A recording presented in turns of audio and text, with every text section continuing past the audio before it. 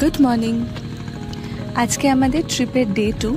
কালকে তোমাদেরকে সাথে নিয়ে আমরা ঘুরেছিলাম হচ্ছে নবদ্বীপ। আজকে তোমাদেরকে সাথে নিয়ে আবার ঘুরবো হচ্ছে মায়াপুর।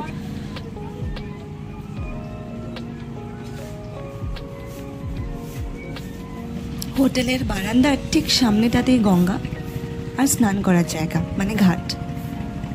এটা দেখে কি আর থাকা যায়? তো সময় নষ্ট না করে গেলাম গঙ্গা স্নান করতে।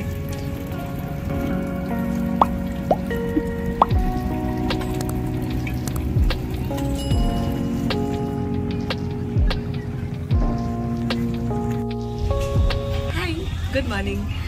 তো আজকের দিনে একটু অন্যরকম সকাল, না হলে তো একদম হতো না। তো আজকের সকালটা একদম পারফেক্ট হয়েছে আমার। কালকে দেখে রেখেছিলাম যে বারান্দা থেকে একদম স্ট্রেট হচ্ছে পূব দিক, তো ওখানেই হবে হচ্ছে সানরাইজ।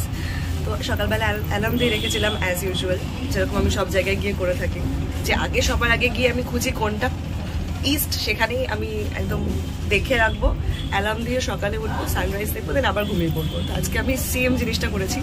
5:30টার সময় অ্যালার্ম দিয়ে উঠলাম, 6টা 6:30 অবধি জেগেছিলাম, তারপরে আবার 1 ঘন্টার জন্য ঘুমিয়ে 8টার সময় আবার উঠলাম ঘুম থেকে, উঠে গেলাম একটুখানি গঙ্গায় স্নান করতে। স্নান করে এসে এখন রেডি হয়ে গেছি। আর এখন 9টার সময়, মানে অলমোস্ট 9:05 বাজে এখন। 9টার সময় রেডি হয়ে আমাদের চেক আউট করার টাইম। এবার এখান থেকে চেক আউট করে এই তো সামনে আমাদের ফেরিঘাট, এখান থেকে ফেরি নিয়ে যাব হচ্ছে মায়াপুর। ওই যে দূরে এখনো মায়াপুরের সাইডটা, ওখানটা এখনো কুয়াশা আছে, তো অতটা ক্লিয়ারলি দেখা যাচ্ছে না, but let's go. Nabadwip lodge থেকে চেক আউট করে বেরোলাম। বেরিয়েই সোজা চলে গেলে বাঁ হাতে পড়বে টিকিট কাউন্টার, আর এখান থেকে হচ্ছে ফেরিঘাটটা আমাদের একদম হোটেলের সামনে। এখান থেকে আমরা যাব হচ্ছে ওইখানে, কতটা ভালো দেখা যাচ্ছে জানি না, ওই যে মায়াপুর দেখা, মানে ইসকন দেখা যাচ্ছে, ইসকনের মন্দির। এই নদীটা হচ্ছে গঙ্গা নদী। ওইখানে যে নদীটা, ওই পাশ থেকে যে নদীটা আসছে, ওইটা হচ্ছে জলঙ্গি নদী। তো এটা হচ্ছে ওদের মিলনস্থল, দুটো নদীর মিলনস্থল।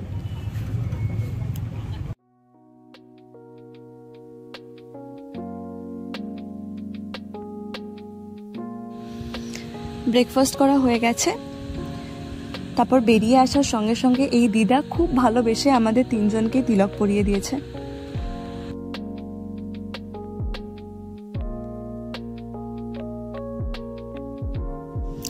ব্রেকফাস্টটা আমরা নবদ্বীপেই করে নিলাম, কেন কি মায়াপুর মানে ইসকনে গিয়ে এই সময় ব্রেকফাস্টটা পাওয়া সম্ভব নয়, একেবারে ওখানে গিয়ে লাঞ্চ করব। তো পেট ভরে কচুরি আর ছোলার ডাল খেয়ে তিলক লাগিয়ে ফেরির টিকিট কেটে আমরা উঠে পড়লাম হচ্ছে ফেরিতে।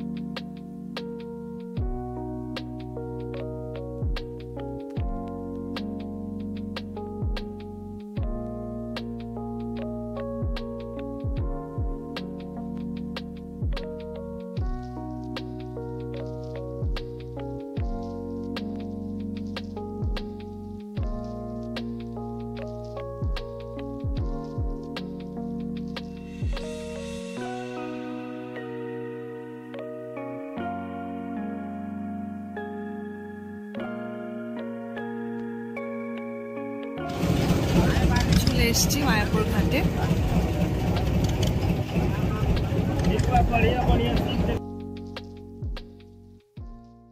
আমরা এলাম ওইখান থেকে, নৌকাটা এখানে দাঁড় করিয়েছে, আর এটাই দেখানো হচ্ছিল যে এই যে এই পাশ থেকে আসছে জলঙ্গি নদী, আর এটা তো গঙ্গা, এই দুটো এখানে মিলেছে।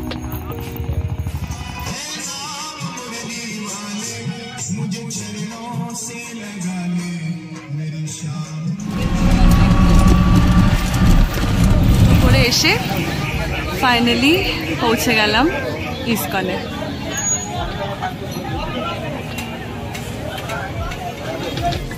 ঢুকে গেছি ক্যাম্পাসে। এখানে মহাপ্রসাদের কুপনের লাইন, এখানে অখণ্ড হরিনাম সংকীর্তনের জায়গা। কি অপূর্ব কাজ। ফেরিঘাট থেকে ইসকনের ডিস্টেন্সটা আগে না বুঝতে পারিনি, ভেবেছিলাম ওয়াকিং ডিস্টেন্সই হবে হয়তো। হাঁটা শুরু করেছিলাম, কিন্তু প্রচণ্ড গরম আর অনেকটাই ডিস্টেন্স। তো ওখানে ফেরিঘাটের বাইরেই টোটো স্ট্যান্ড আছে, ওখান থেকে টোটো নিয়ে আমরা চলে এলাম কিন্তু ইসকনে।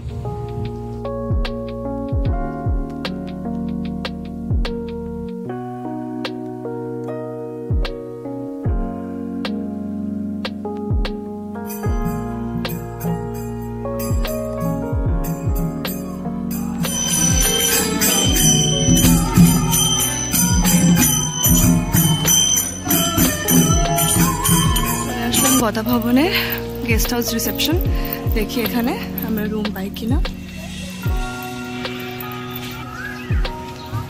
কি সুন্দর এন্ট্রান্সটা।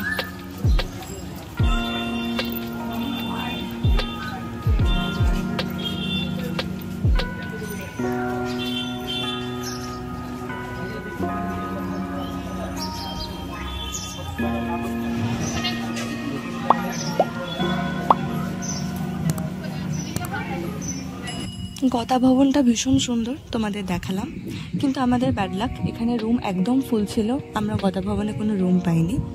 তাই জন্য ঠিক তার থেকে একটু এগিয়ে এসে নামহট্ট ভবন আছে, সেই ভবনের দুটো বিল্ডিং, আশা করছি কোনো একটা বিল্ডিংয়ে একটা রুম হয়তো পেয়ে যাব। রিসেপশনে পৌঁছে বুঝতে পারলাম এখানে রুম পাওয়া একটু কঠিন, একটু না অনেকটাই কঠিন। অনেকেই অলরেডি ওয়েটিংয়ে ছিলেন, অনেক রুম প্রি অকুপাইড, অনেক রুম প্রি বুকড। আগে থেকে অনলাইনে ওদের ডেসক্রিপশন থেকে ফোন নাম্বার নিয়ে বুক করে আসলে হয়তো ভালো হতো, আপনারা কিন্তু সেটাই করবেন। আর ডিরেক্ট বাস টু মায়াপুর এই সার্ভিসও কিন্তু অ্যাভেলেবল আছে, সেই ডিটেলসও আমি তোমাদের স্ক্রিনে দিয়ে দিয়েছি। বাবাকে রিসেপশনে বসিয়ে দিয়ে আমি চলে এসেছি দুপুরবেলার মহাপ্রসাদের কুপন নিতে। আর এখানে টেম্পলের টাইম টেবিল তোমাদের দেখিয়ে দিচ্ছি। মঙ্গল আরতি, দর্শন আরতি, সন্ধ্যা আরতি, শয়ন আরতি, এখানে কিন্তু প্রচুর আরতি আছে, দিনে অনেকবার এখানে আরতি হয়। এখানে মন্দিরের আশেপাশে বসে থাকলেই কিন্তু একজনের পুরো দিন কিন্তু অনায়াসে কেটে যাবে। প্রায় 1.5 ঘন্টা রিসেপশনে অপেক্ষা করার পর আমরা ফাইনালি রুম কিন্তু পেয়ে গেছি। আমাদের 3 জনের জন্য যে রুমটা আমরা পেয়েছি ওটা হচ্ছে 1000 রুপিস পার নাইট। এর থেকে কমের রুমও অ্যাভেলেবল থাকে, যেমন 800-এর রুমও অ্যাভেলেবল থাকে, বাট এত রাশ বলে আমরা সেই রুমটা পাইনি। এছাড়া আরও কম রেঞ্জের মধ্যেও কিন্তু রুম তোমরা পেয়ে যাবে, যেটার সাথে হয়তো অ্যাটাচড বাথরুম নেই, বাথরুমটা কমন, বাট রুমটা কিন্তু একদম পরিষ্কার পরিচ্ছন্ন, ওটা নিয়ে কোনো প্রবলেম হবে না। ডরমেটারি সিস্টেমও আছে, অনেক সিস্টেম আছে, বাট তোমরা এতক্ষণে বুঝতেই পেরে গেছো যে অনেক রাশ হয় এখানে, স্পেসিফিক্যালি ফেস্টিভ সিজনসগুলোতে। এছাড়াও ইসকনে প্রচুর রাশ হয়, তো যারা আসতে চাও একবার কিন্তু তোমরা অনলাইনে রুমটা বুক করে আসার চেষ্টা করবে, তাহলে রুমটা পাওয়াটা খুব সহজ হবে। এখানে প্রত্যেকটা রুমই কারো না করার ডোনেট করা, এই যে প্রত্যেকটা রুমই কারো না করা ডোনেট করা। রুমটা একবার দেখিয়ে দিই।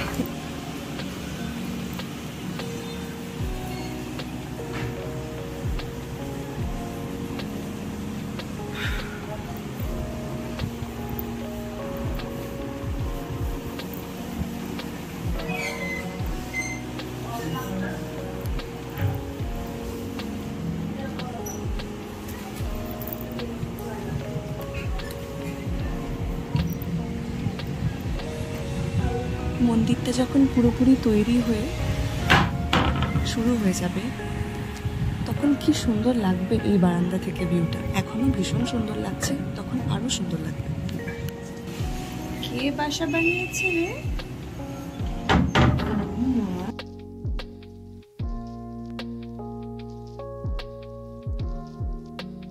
আমি যখন থেকে চেক ইন করলাম তখন থেকে দেখছি ওই যে ডিমে তা দিচ্ছে। কিছু খেতে দেবো সেটাও ভয় করছে যদি উড়ে যায়।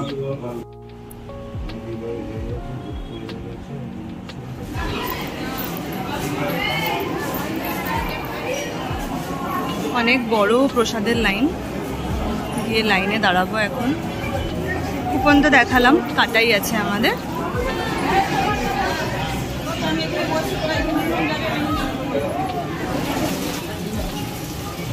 আরেকটা হাত ধোয়ার জায়গা তুমি পাবি।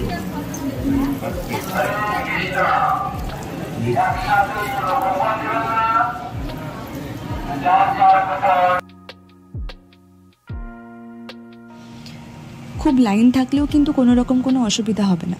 এখানে খুব সিস্টেমেটিক ওয়েতে, খুব তাড়াতাড়ি, খুব ভালোভাবে এখানে দুপুরের প্রসাদ, রাতের প্রসাদ দেওয়া হয়।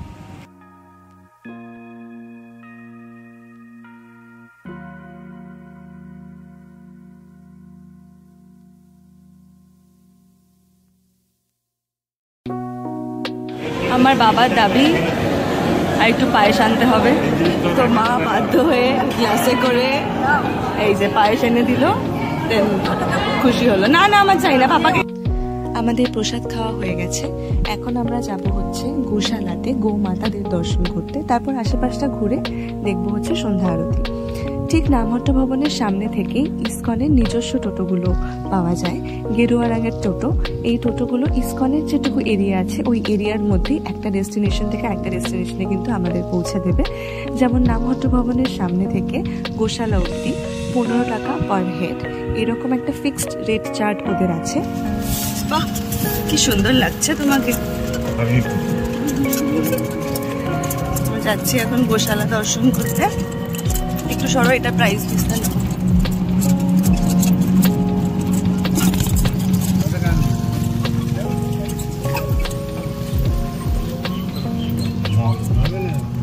গোশালার বাইরে সুন্দর লাসি পাওয়া যায়, দেখেছি, এটা খেতে হবে। এই যে কলা ভবন,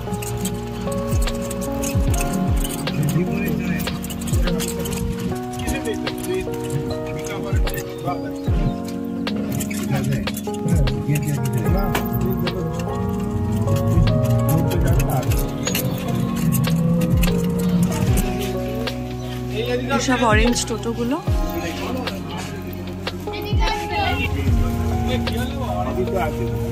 হ্যাঁ, এখানে সবকিছুর সলিউশন।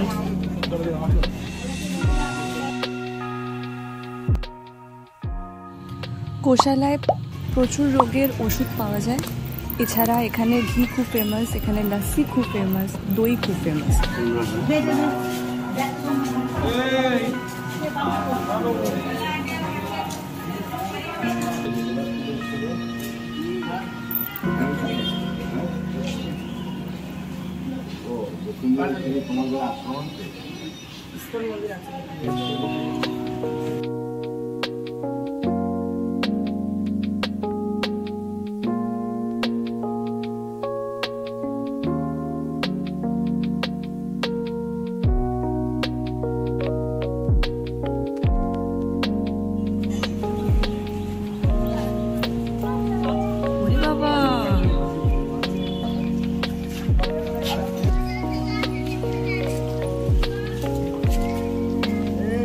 শিং ধরলে রেগে যাবে।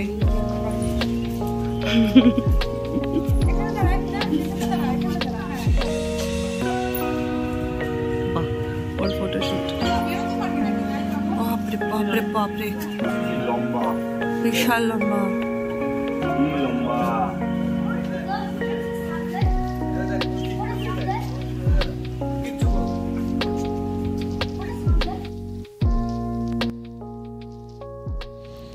এই গোশালায় দানের একটা সুন্দর পদ্ধতি আছে। এখানে কাউন্টারে যদি আমরা 100 টাকা দান করি তাহলে ওনারা আমাদের দেবেন 5টা লাড্ডু গোমাতাদের খাওয়ানোর জন্য।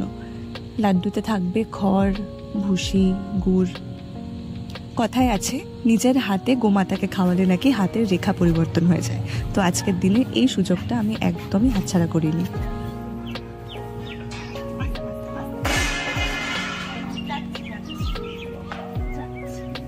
পাপা খাওয়াবে? হ্যালো, তোমাকে তো দিলাম। তুমি এটা খাওয়াও। পাপা এসো এসো, তাড়াতাড়ি এসো।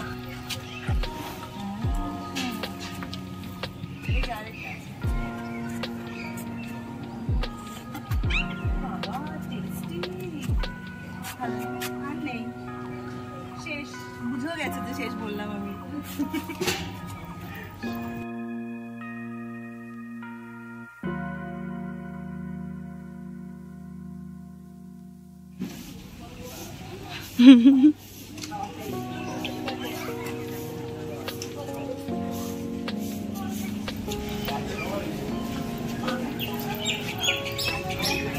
এবার দেখি কি খাওয়া যায় আর কি নেওয়া যায়। এখানে ঘি, মধু, টক দই, মিষ্টি দই, ক্ষীর, লাস্সি এই সব কিছু পাওয়া যায়, কিন্তু আমার দুর্ভাগ্য যে আমি লাস্সিটা পাইনি, যেটা খুব excited ছিলাম যেটা আমি খাবার জন্য। মিষ্টি দই খেলাম, ক্ষীর খেলাম, দুটোই খুব টেস্টি ছিল। একটু মন খারাপ, আমার লাস্সি এমনিতে খুব পছন্দ, বাট এখানে এসে লাস্সি মিস করলে একটু বেশি মন খারাপ হয়। তো তারপর বেরিয়ে এসে এই যে লাইন দিয়ে আছে টোটোর লাইন, এই টোটো করে আমরা এখন যাব হচ্ছে মন্দিরের দিকে।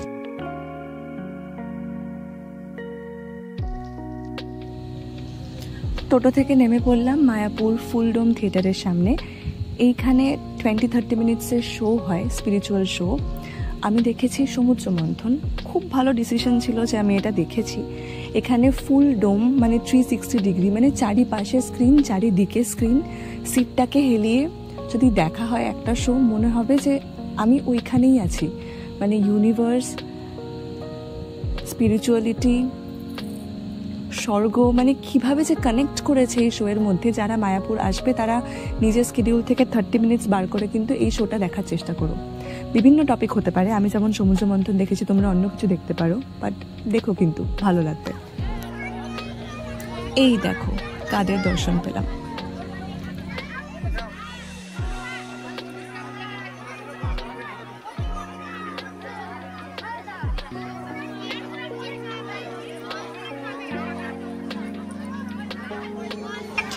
এই হাতিগুলো এত মিষ্টি, কেউ যদি ওদের সামনে খুশি হয়ে কয়েন বা নোট তুলে দেয়, ওরা কি সুন্দর সুর দিয়ে সেটাকে তুলে নিয়ে দিচ্ছে হচ্ছে মালিকদের হাতে।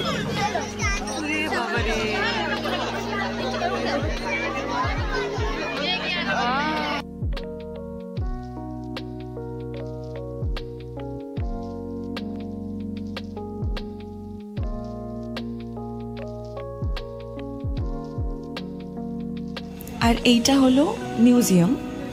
মিউজিয়ামের বাইরে অনেক জায়গা আছে, ওখানে বসে সময় কাটানোর, পরিবেশকে এনজয় করার। মিউজিয়ামের ভেতরটা যাওয়ার আজকে সময় হলো না, দেখি যদি কালকে সময় করে উঠতে পারি।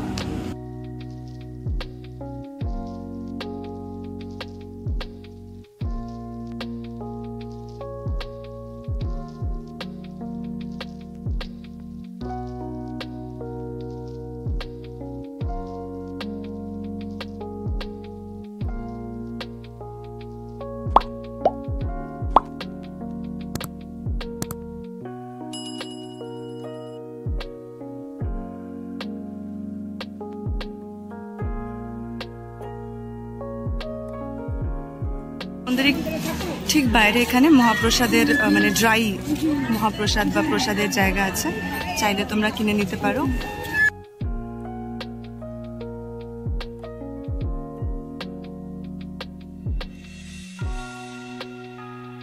ঢুকবো মন্দিরে আর দেখবো সন্ধ্যা আরতি।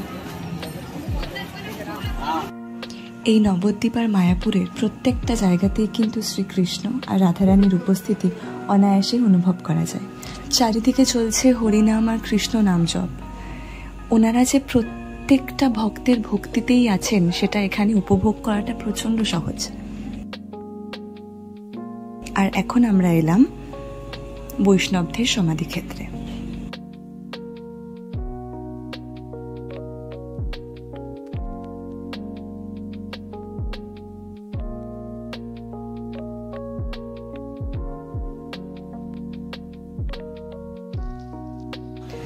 মেইন গেট দিয়ে একদম ঢুকেই হচ্ছে মিউজিয়াম, আর মিউজিয়ামের চারিপাশটাতে প্রচুর দোকান। আমিও দেখে রেখেছি সন্ধ্যা আরতি দেখার পর এসে এখান থেকে আমি একটা গোপী ড্রেস তো ডেফিনেটলি কিনবো। এবার চলো যাই আস্তে আস্তে মন্দিরের ভেতরে সন্ধ্যা আরতি দেখতে। মন্দিরের ভেতরে তো ফোন নিয়ে ঢোকা অ্যালাউড না। মন্দিরের ভেতরে সুন্দর পরিবেশ তোমাদের সামনে রেকর্ড করে আমি দেখাতে পারবো না। সেই গান, সেই নাচ, সেই সুন্দর সন্ধ্যা আরতি, সেই সুন্দর পরিবেশ, সেটা হয়তো দেখানো সম্ভব নয়, কিন্তু গুগল থেকে ডাউনলোড করে কয়েকটা ছবি আমি এখানে অ্যাটাচ করেছি দেখানোর জন্য যে বিগ্রহগুলো এতটা সুন্দর যে মন পুরো ভরে যায় দেখলে। সন্ধ্যা আরতি হয়ে গেছে। বাইরের একটা কাউন্টার থেকে মাটির প্রদীপে প্রদীপ জ্বালিয়ে ঠাকুরের সামনে দেওয়ার একটা সুন্দর সিস্টেম আছে এখানে, যেটা আমিও মিস করিনি।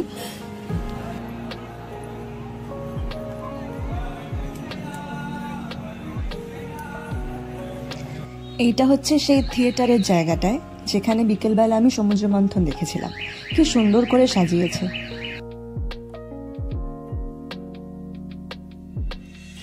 মায়াপুরে এসে সন্ধ্যা আরতি দেখব, বিগ্রহের দর্শন করব, এটার জন্য সেই কবে থেকে অপেক্ষা করছিলাম। আজকে সেটা পূরণ হলো, খুব ভালো লেগেছে। মন্দির দর্শন করার পর বেরিয়ে এসেছি আবার সেই দোকানপাটের জায়গাতে, যদি কিছু কেনা যায় সেই আশাতে।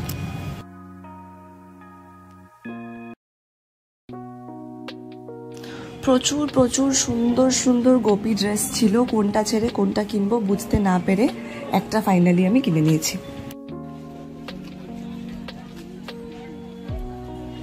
এই যে এই গোপী ড্রেসটা আমি চুজ করেছি।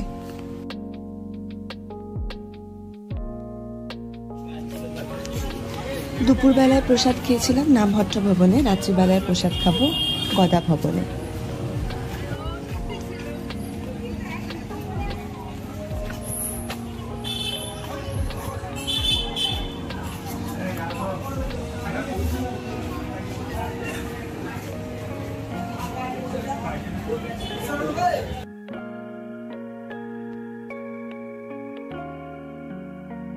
গদা ভবনের হলটাও বিশাল বড়। এখানে প্রত্যেক কটা জায়গাতেই ভীষণ সিস্টেমেটিক ওয়েতে প্রসাদ গ্রহণের ব্যবস্থা আছে সবার সাথে বসে।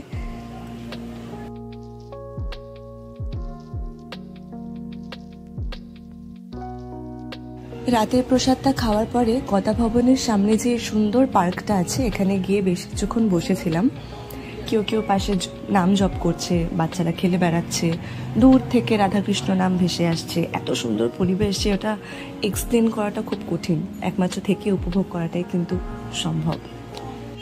এখন বাজে রাত 10টা। এই চত্বরটা তোমাদের একটু আগে আমি দেখিয়েছি কতটা জমজমাট ছিল, প্রচুর লোকজন ছিল। এখন এই দোকানপাটগুলো বন্ধ হয়ে গিয়ে তাই জন্য একদম শান্ত হয়ে গেছে। আমি ভাবলাম একবার নাইট ওয়াক করে তারপর রুমে চলে যাব। ঘুরতে ঘুরতে চলে এসেছি ঠিক মন্দিরের সামনে। এটাই হলো মন্দিরটা, এই যে চেকিং পোস্ট।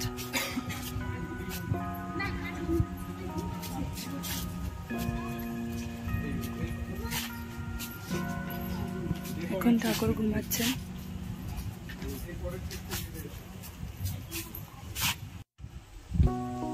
মন্দিরটা কালকে ভোরবেলা আবার আসবো। ভোরবেলা নয়, 7টার দিকে। আর এই হচ্ছে নতুন মন্দির। আবার সকাল সকাল রুটিন মেনে ঘুম থেকে উঠে পড়েছি সানরাইজ দেখার জন্য। এরপর স্নান করে রেডি হয়ে ভগবানের দর্শন করে এসে রুমটা আমরা ছেড়ে দেব।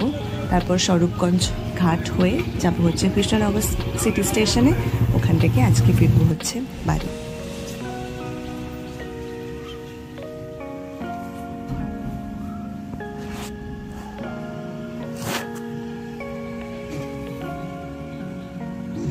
হয়ে গেছে মন্দির দর্শন, ভগবানের দর্শন, এবার বাড়ি ফেরার পালা।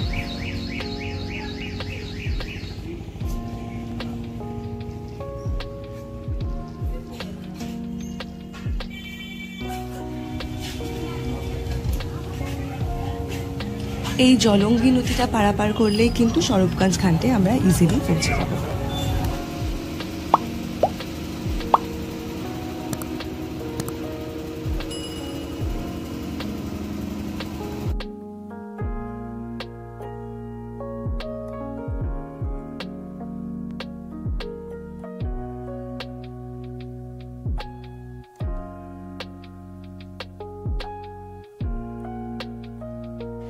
স্বরূপগঞ্জ ঘাটে এসে ঘাট থেকে বেরিয়েই দেখলাম একজন কাকু দাঁড়িয়ে আছেন তার গাড়ি নিয়ে।